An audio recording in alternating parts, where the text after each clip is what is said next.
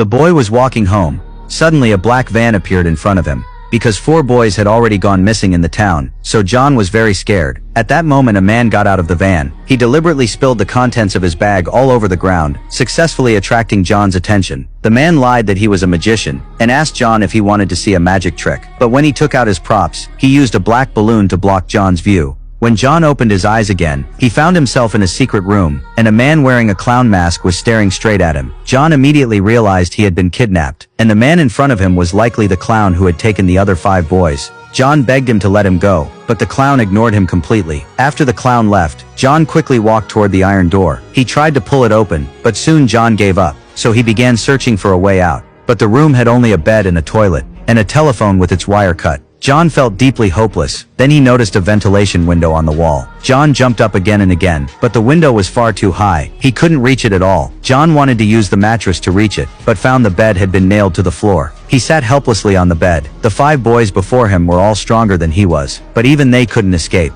So how could he possibly have a chance? Just as John was sinking into despair, the phone behind him suddenly rang. How could a disconnected phone be ringing? John felt a chill of fear. When he walked over and picked up the phone, there was no sound from the other end. John wondered if he was hallucinating. But later that night he was woken again by the ringing. Half asleep he muttered, "Stop it already. Stop what?"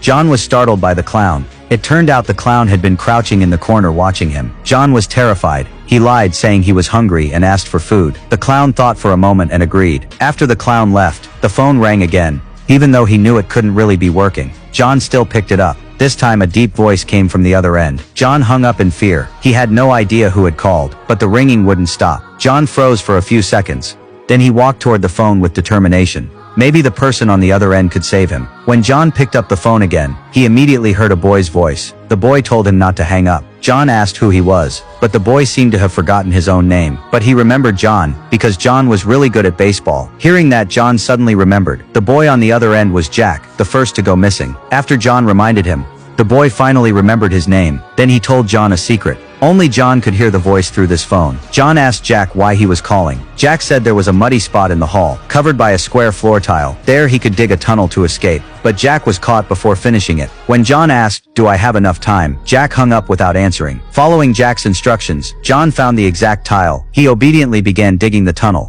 To avoid being caught, he flushed the excess dirt down the toilet, until he was completely exhausted. Then John covered the hole with a rug, and went back to bed. But soon he realized how hard this plan would be. The next morning the clown brought him breakfast, then turned and left. After the clown left, John suddenly realized something. He rushed to check, and sure enough the iron door wasn't locked. John